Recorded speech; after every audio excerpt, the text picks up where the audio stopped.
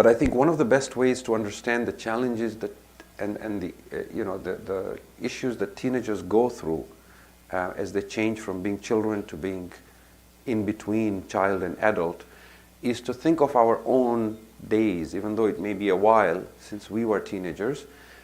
You will be able to relate to some of these and say, yes, this is exactly what I went through.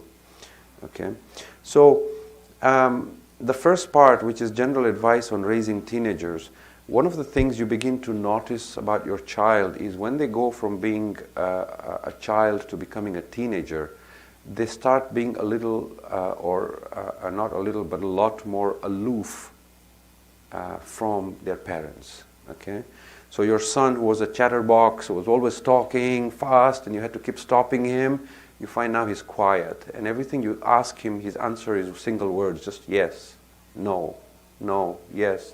And he's always sullen, right? And your daughter, who was always wanting to do things with you, now she doesn't want to go shopping with you anymore, right? She wants to stay at home. They want to stay in their own room. They want to keep their door closed. Some of us as parents become alarmed by this. What's happening to my child, right? And we want them somehow not to become like that and to still remain the way they were. But actually, it's very natural, and it's in fact very important for kids to break away from their parents at this age.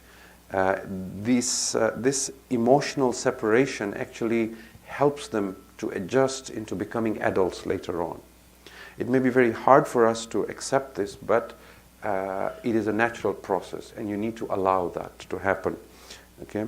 It is also a very confusing time, both for the teenager and for you as a parent, when you see these changes. We normally talk of terrible twos, but in comparison, when you just search over the internet, talk to psychologists, read books on these, you will hear that the teenage years can actually be the most difficult years, because they're not just difficult for you as a parent, they're difficult for the child as well, unlike when the child is 2. But there's plenty, as I said, we can do to nurture our teenagers and give them some guidance so that they move in the right direction. The first thing that is happening is there's physical changes happening in their bodies, both for male and female.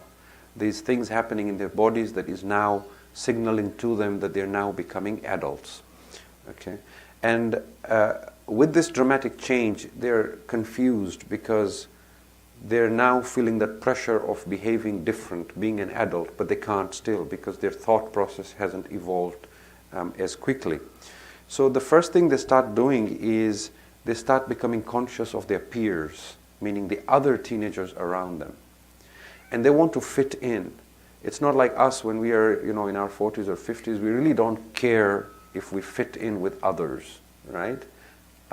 We are quite happy doing our own thing. If somebody thinks we're handsome or beautiful or doesn't think so, it doesn't matter, right? As long as I'm comfortable. So you kind of get comfortable in your own skin as you grow older. But when you're a teenager, it's very, very important for that teenager to fit in society and with peers. So there's a lot of that pressure. And one of the things they don't want to see is that I'm still a child under the shadow of my parent. So they don't want to be seen with you. And that's why you find them, showing this embarrassment of you being around them when they're with their friends, or sitting with you at the mosque. When they're little, they'll sit on your lap, they'll sit beside you. As they grow older, they don't want to be seen with you. But you also want them to come to the mosque, right? So we're going to be talking a little bit about this.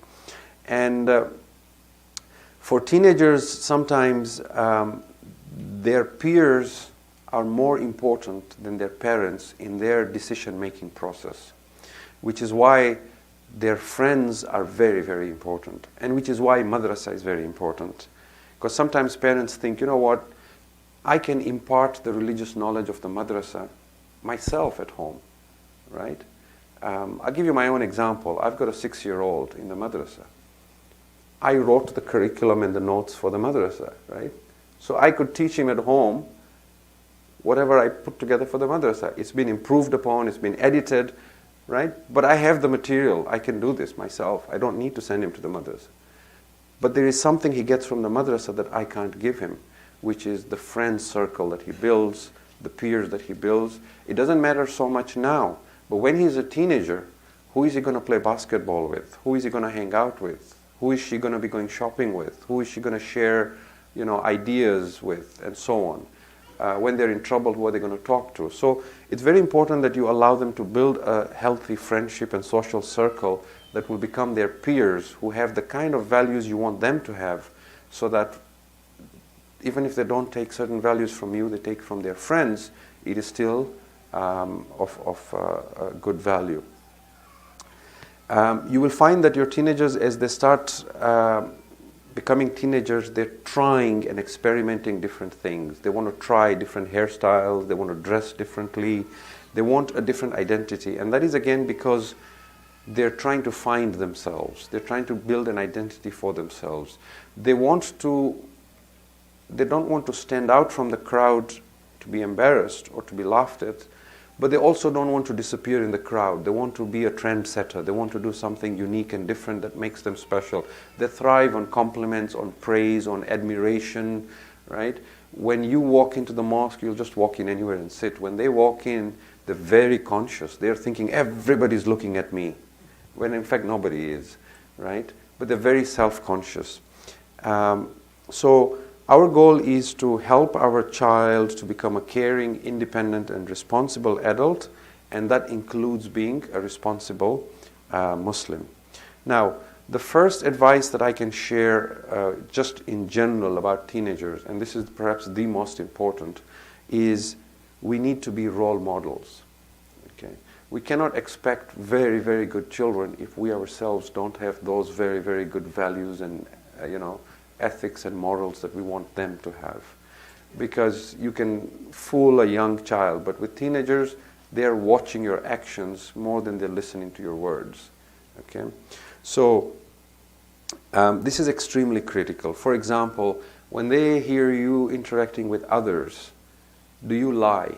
Right? Because they know the truth. If you're telling someone something that's a lie, they have the inside perspective. If you're lying, they might not call you out on that, but you have given them a value, that it's okay to lie once in a while, right? Do you cheat others? They will find out, right? Do you break your promise? Do you make a commitment to others and then you don't keep your promise? Okay. Do you swear? So you're in the car with them, you're driving, some small incident of road rage, suddenly there's all these 4-letter words being exchanged. If you swear, you cannot expect them not to be using foul language, right? Do you pray on time? If in your home, praying salat on time is not important, you cannot lament when they're much older to say, my child doesn't want to come to the mosque, doesn't want to pray, this and that. It's easier for them to slip once they start going to university, because if you give them very, very strong values, you can expect it to water down and become just strong or good values. But if you give them just good values, there is a danger of it deteriorating and watering down when they're on their own, when they get busier with university and work and life and so on, right? Sometimes little things. For example, do you as a parent have a habit when you start eating, you say Bismillah ar-Rahman ar-Rahim loudly? For your own self, not just, I want him to hear. When you start your car, do you say Bismillah ar-Rahman ar-Rahim? Put these little habits, introduce them while your child is younger, and you will be surprised. They might not do it as a teenager, they might not do it in their 20s, but when they are in their 40s, it'll come back to you. Because if you look back at yourself and think about your religious values when you are past, your 40s and 50s, some of the values that you have adopted were not your parents, they were your grandparents. Your grandparents never sat down and told you, do this, do that. But it was just the things you saw them doing. Like you grew up seeing your grandmother always sitting on her bed with a rosary or a tasbih in her hand and just doing tasbih, right? Or you grew up just seeing your grandfather always on his prayer mat, spending some time worshipping, or going for a walk, enjoying nature, whatever it is. These are sort of memories that stay with you, and you admire them even though you don't practice them, but they come out again later in life. So there are little things we can do that our children will watch, and our children, our grandchildren will pick up on these values. Is attending the mosque important to us? Do we backbite at home at the dinner table? Is music played in our house, in our cars, right? Have we given our teenagers examples of being courageous? There are times in life when we have to show courage. And courage is not always fighting with someone, but just doing the right thing.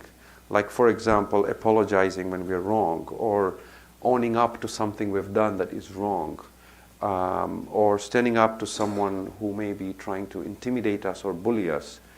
They look at what we do and they take values, especially values of courage, from us. Okay? Values of integrity, for example. You go to a store, they give you extra change, or you forget to pay for something, you go back and give that back or pay it back, or do you say, you know what, it's just $1, forget it, right? Little things like that, they pick up on that. The second piece of advice that I could share with regards to teenagers is don't try and fix all their problems.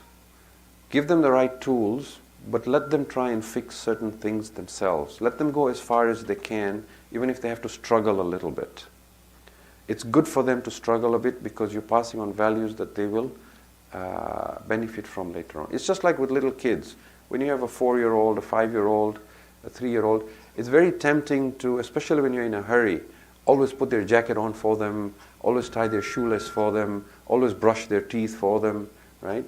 But imagine if they're a teenager and you still have to tie their shoelace for them or brush their teeth, right? Now you're not doing a service to them, you've done a disservice to them.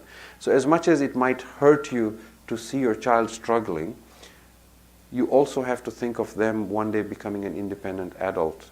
So let them struggle a little bit and try and fix. If they come to you with a problem, before giving them a solution, sit down with them and ask them, what do you think we should do about this, or what do you think you want to do about this? And let them make suggestions and then guide that. So now you reverse the role where they make the decision and you are a guidance to them, a mentor to them. The other piece of advice is, this is the third, is choose your battle wisely. Because they're going through such turmoil within in their lives, and they have always this anger within them that you don't get me, you don't understand me. Don't nitpick about everything. Don't pick battles about every single thing. Your room is always dirty. This is always not right. Your fingernails are always long. This is just on and on and on. What happens when you constantly criticize them is they become deaf. And then we complain that our children don't listen to us. They only want to listen from their friends or from someone outside. Right? But if we don't have a habit of nitpicking and criticizing every time, then when we do that, it's a big deal. Okay? Otherwise, it's just, well, it's her habit. She's always going to go on and on. So I'll hide stuff so that she doesn't even know about it, right? So pick your battles wisely. The fourth advice is invite their friends over. It is important for you to know, if you are the parent of a teenager, you have to know who your teenager's friends are. And the best way to do that is invite them over for dinner. It'll be a lot of work, your teenager with a house full of teenagers, but you will get to see how they interact with each other. You will get to see, what's good about it, what's bad about it. If you want to take it a step further, invite the teenagers with their parents as well, because you will see how those teenagers interact with their parents as well. Right? So there's a lot that you can take and learn about your child just by observing what values they look up to, what kind of friends they look up to, who they like to hang out with, and so on and so forth. Number 5, decide on the rules and discipline in advance, which means amongst yourself as husband and wife, agree in advance what the rules are going to be. So for example, if there's going to be some consequences for your teenager doing something inappropriate, what is that consequence going to be?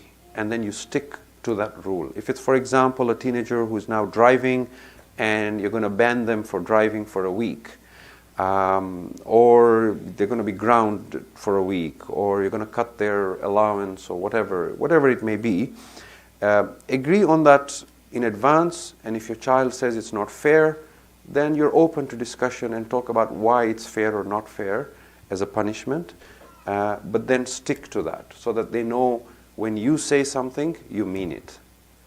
Okay. Otherwise, they know your weak point, and you're not taken seriously then. So a lot of times, we're so eager to be friends to our parents, to our children, we forget to be parents. Your friends, yes, no doubt, but at the end of the day, you are the parent, and you have the final say, right? Now, in some cases, you hear, especially outside our community, parents say, using this line with the children to say, it's my house, I'm paying the rent, so as long as you're not contributing to the rent, you have no say, right? That shouldn't necessarily be the reason of argument, that because you don't have money to pay rent and you need a room and I'm giving you a room, therefore I have the final say. No, the final say is because I am your parent. And Islamically, we're Muslims, and children who come to the madrasa get this totally. That respect for parents is just second to obedience to God. And that, in the words of Rasulullah sallallahu alayhi wa sallam, Allahumma salli ala Muhammad wa ali Muhammad, when he was asked about parents, he said, Huma jannatak wa huma narak. They, your father and mother, are your paradise and they are your hell. Meaning, no matter what you do in life and how far you go, if your parents are pleased with you, you have secured a place in paradise. But if they are upset with you, then you have ruined your hereafter. So children get that, right? And it's enough to say, I'm your parent, and these are the rules we live by, right? But of course, we have to be role models. We cannot have double standards. Having said that, number 6 would be give your kids some leeway. Give them some breathing room and some independence to establish their own place in the world, because as we said, they're trying to find themselves and become adults. It doesn't mean that they can hang out with the wrong crowd and you turn a blind eye. It doesn't mean that you don't care who their friends are. It doesn't mean that you trust them so much they can take the car and come home at 2 a.m. and you don't care or don't know where they are.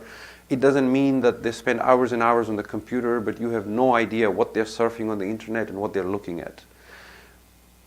So there's a fine balance where you don't give them too much discipline, but you also are not completely lax about it. And of course, it's easier said than done, but it's good for us to be aware of this.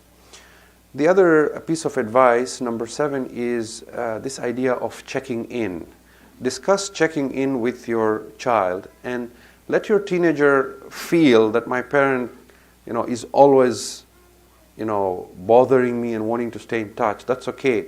But in a subtle way, they also appreciate knowing that you're there for them. Because sometimes we get so busy with work, so busy with life, we tend to just think as long as he's at someone's house or with someone, then it doesn't matter. But develop a system where your child knows that when they're out beyond a certain period of time, they need to check in. They need to call in. They need to text you. If they're with their friends and they're going to be embarrassed with you calling them, then you send them a text message. They reply a text message. That way it's more subtle. But you have a system where even when they're not with you, you're always in touch. Even if they've gone for a ziyarah or they've gone on a camp or they've gone anywhere else, your child should always know that there's certain expectations. When I'm late, I have to check in. My parent has to know where I am because they will worry, right? Number 8, keep an open door policy with your teenager, meaning don't interrogate them about everything, but genuinely be interested in your child's life and make sure they know that whenever they have an issue, they can come talk to you, that you are their first port of call, that when they're in trouble, before they think about their friend or their teacher or uncle or aunt, you're the first person they want to come to ask for help for. And I've seen parents who have that sort of a relationship, and it can certainly be nurtured.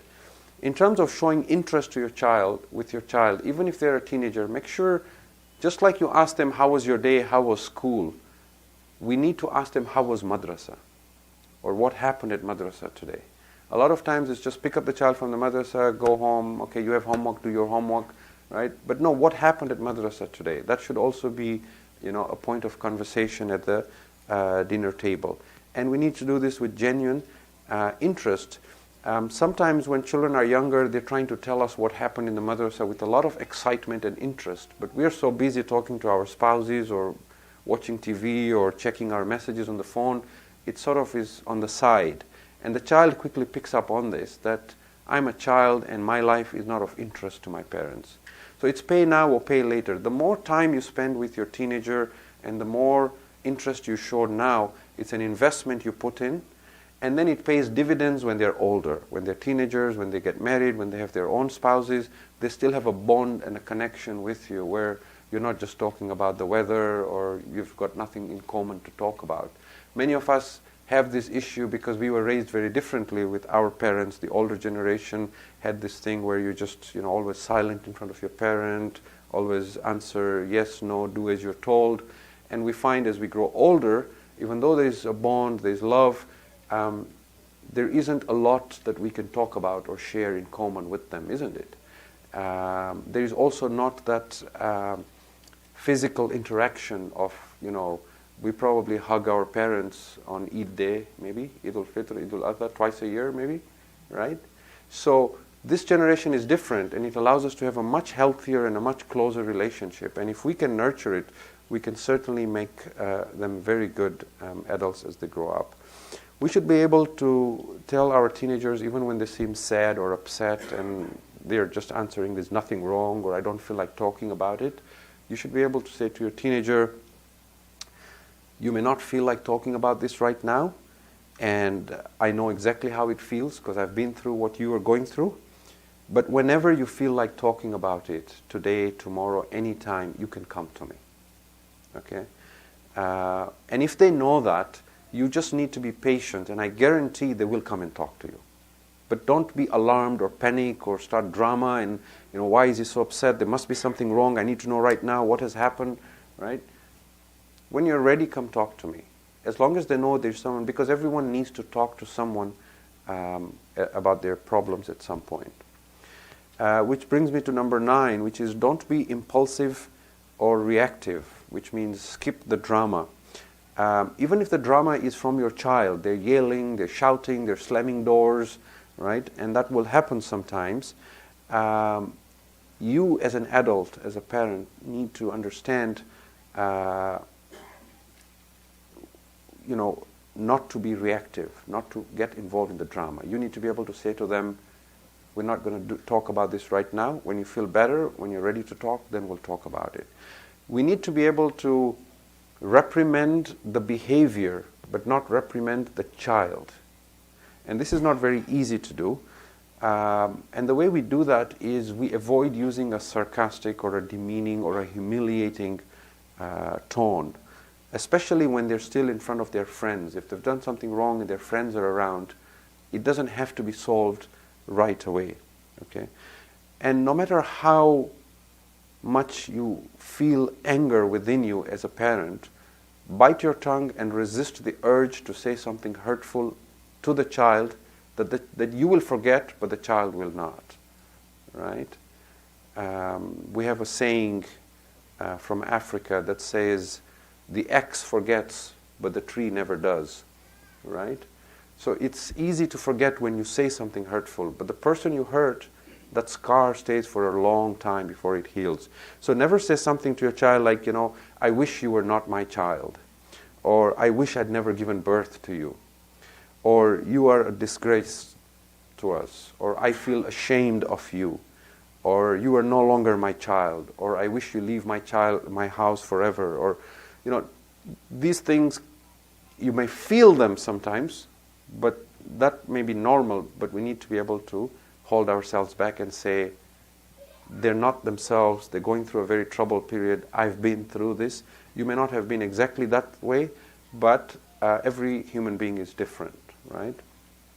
And what you do with them is exactly what they will do with their children, all right? Another thing we should never do is compare our teenagers or our children with their siblings or their friends or their cousins. And we tend to do this sometimes even when they're very young. Look at how you were behaving. Look at so-and-so. Look at Ali. Look at Hassan. Look at Muhammad, how he was behaving. Look at how you did, and look at how that one was doing. Look at how he sits with his parents, and look at how you sit in the mosque. And look at how, always drawing comparisons, because now they themselves will always be comparing themselves to others. And in their mind, my parent admires so-and-so more than they admire me.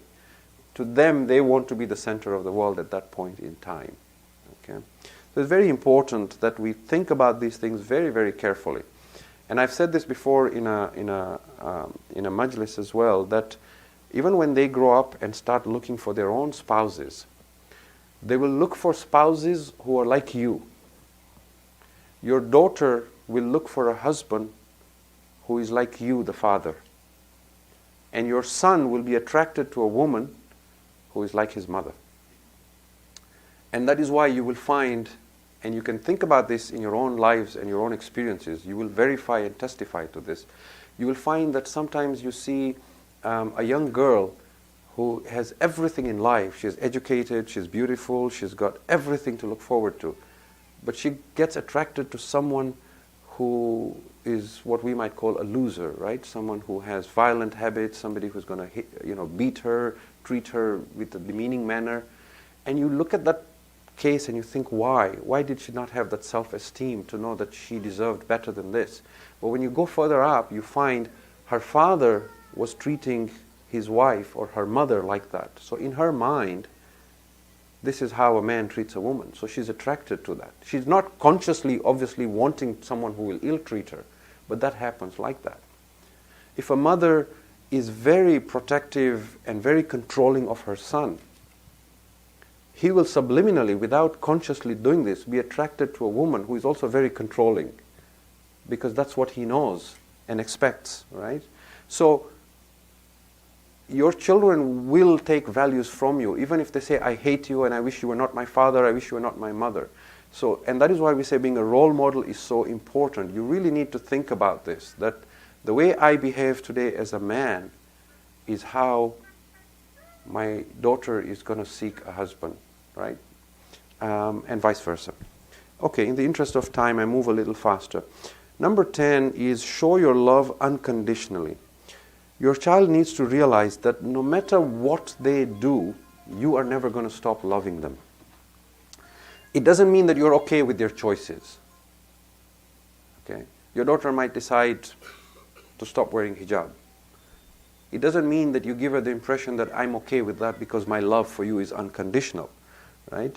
But they also need to know that you have not given up on them, right? You might not accept certain things, and you might never accept that, and they need to know that you are hurt and that you're not happy about it.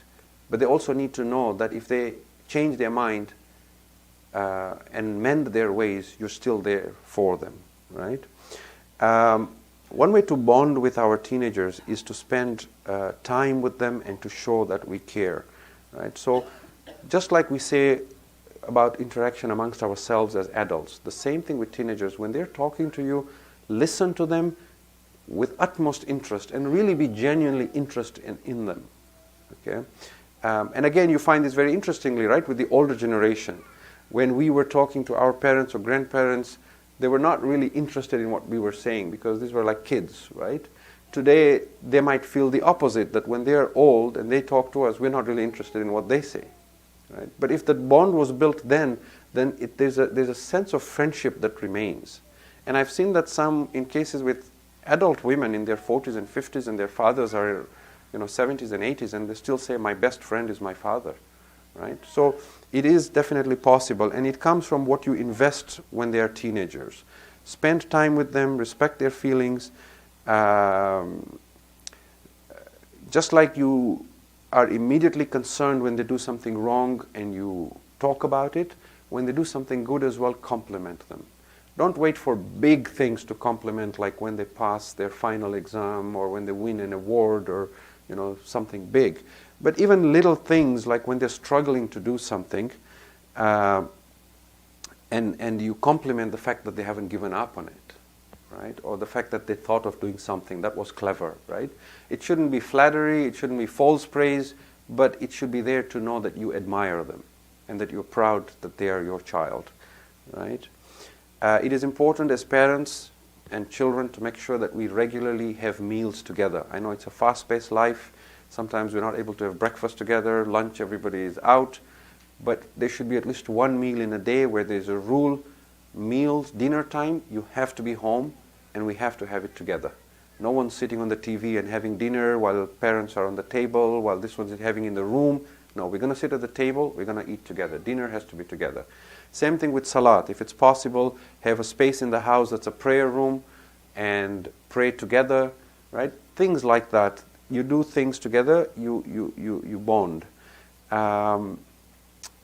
You might also, on certain days when you are having some trouble and there's a cold war between you as a parent and your teenager, consider doing your own things but still being in the same room and sharing the same space.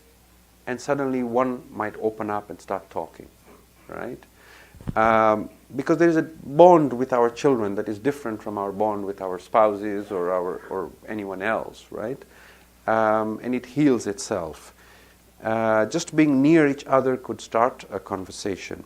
You can also encourage your teenager to talk to another adult if there is someone in the family that you really trust, like you have a brother or a sister or an uncle or someone. You could encourage them that, if they need guidance or they're having a hard time talking about certain things to you, especially when they're physically changing and becoming adults. They might have questions, but they're embarrassed to talk to you. You can encourage them to talk to their uncle or their aunt or a cousin who is older who can help them. And the motto or the policy with which we should work with our teenagers is, you're not going through this alone. We're going through this together and we're going to come out of it together. Okay? We're family and we're there for each other no matter what. I've talked about listening, paying close attention to what your teenager says, reading between the lines in what they say, paying attention to their body language. Sometimes the body language will tell you a lot about them. A lot of times your teenager, just like your spouse, doesn't want you to just step in and solve the problem. They just want you to listen. They want you to be a sounding board. And they want you to just ask a few good questions so that they can express their feelings. And when they leave that conversation, they feel closer to you and they feel a bit clearer about what they need to do with their own lives, right? And this is, from what I'm told, particularly important for girls. A lot of times for girls, they might internalize this and they have a lot of emotions and feelings, and it's good for them to just know they have someone they can talk to and express all their feelings. You might think the feelings are silly or immature or really, why are they making such a big deal about this? But don't downplay it as something not important. To them it's very big, so to you it must be big. But if there is unconditional love, you will ask the right questions, and inshallah they will feel closer to you, and they themselves will admit later in life that all that conversation we had, in retrospect it wasn't such a big thing, right? I've talked about doing things together, so whether it's going grocery shopping together, watching TV together, going camping together, even doing chores in the house together. If you're doing laundry and you're sorting the clothes and you're doing it, bring your teenager over. Don't tell them, do the laundry. Do it together, right? Clean the backyard, whatever it is, involve them. One very important thing we can do is volunteering together. Because when you volunteer together, not only are you spending quality time with your teenager and bonding with them, but you're passing on them a value of helping others, being selfless, and you're introducing them to the joy of helping others. So it could be local volunteering in the madrasa. We've seen it in Masumin Center, father and son helping in the parking lot, whatever it is. It could be volunteering with the food bank. It could be helping the homeless, whatever. It could also be sometimes a trip overseas.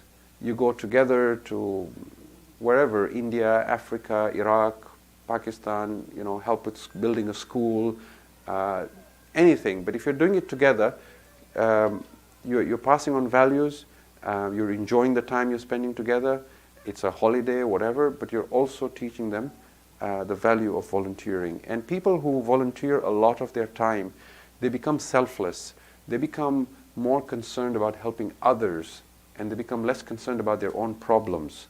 And because of that, you find, because they're less, I hate to use the word selfish, they're more selfless, it's easier for them to bear their own problems in life. They're less likely to face depression or anxiety or just feel life has been unfair to me, or to be materialistic, or to fall into wrong ways, because they're constantly concerned about helping others. And when they build that image in society, people know that when I have a problem, this person helps.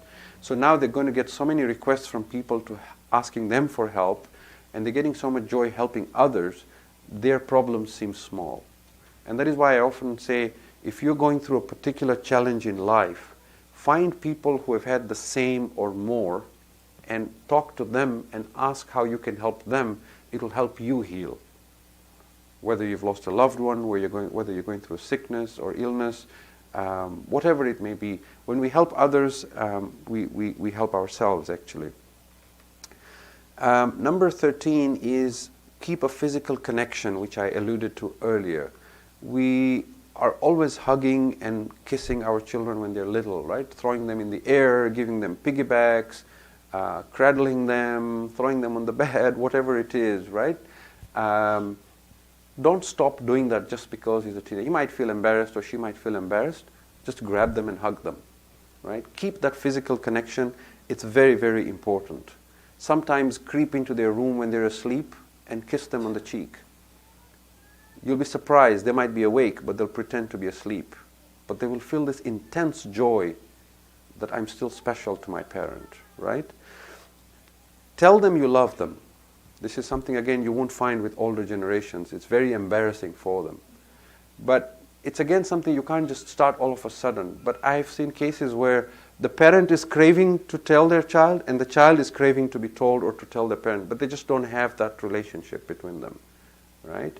So don't be embarrassed to put an arm around your child or teenager's shoulder just because they're taller than you now, or punch them in the shoulder or whatever it is. If they ask you for something like, can I have the car keys? You say, well, it's going to cost you. I need a hug first, or, whatever it is. I think when my son is a teenager, one of the things I'm going to be doing is asking him to massage my feet. Because I think this is something that I grew up seeing with my grandmother. My grandmother used to do this, If you went and sat near her, she's like, you're just sitting and talking, be useful, massage my feet. And we'd be pressing her feet for her, right? And she'd be talking to us and telling us stories of the past while we're pressing her feet for her. And she's gone, but I'm still here talking about her like 20 years more over, right? So keep that physical bond, because we are very social creatures and we love having that sort of, remind your teenagers how special they are to you. Don't shower them with false compliments so that they think they're the center of the world or they become egoic, but acknowledge even their small efforts.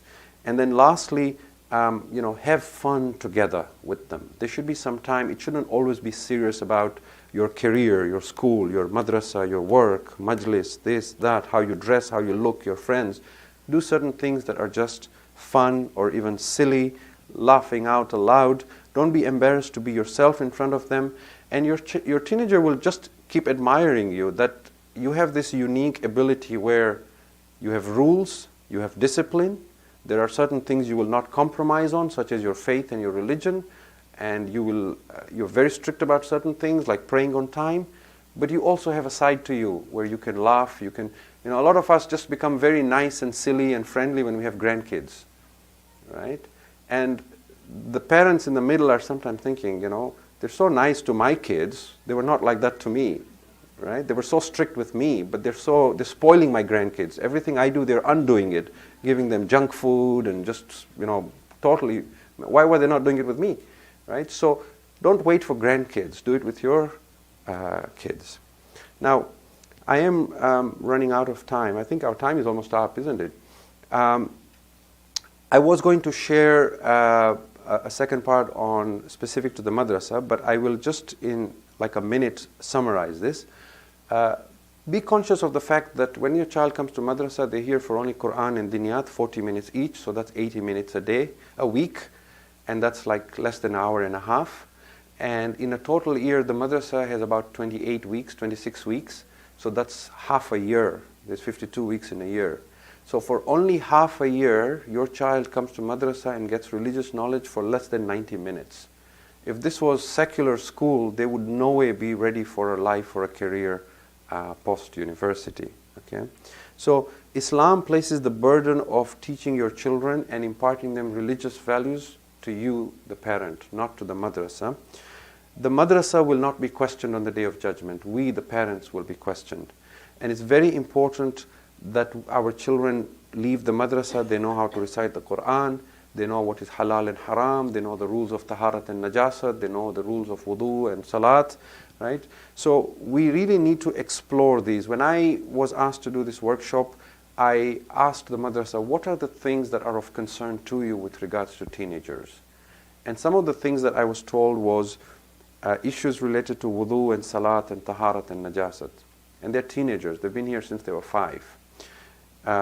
Etiquette in talking to adults, hijab, indifference to homeworks and tests, and communication between parents and teachers, a lack of genuine interest in religion, and inability to recite Quran. Okay, these are some of the highlights that I got as feedback from the madrasa.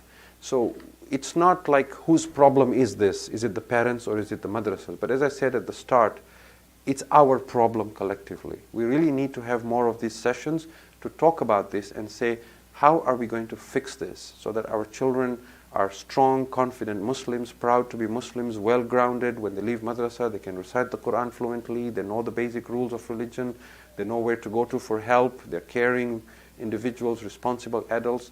It can be done, but there is work that needs to happen at home as well. It can't just happen in 80, 90 minutes once a week for half a year.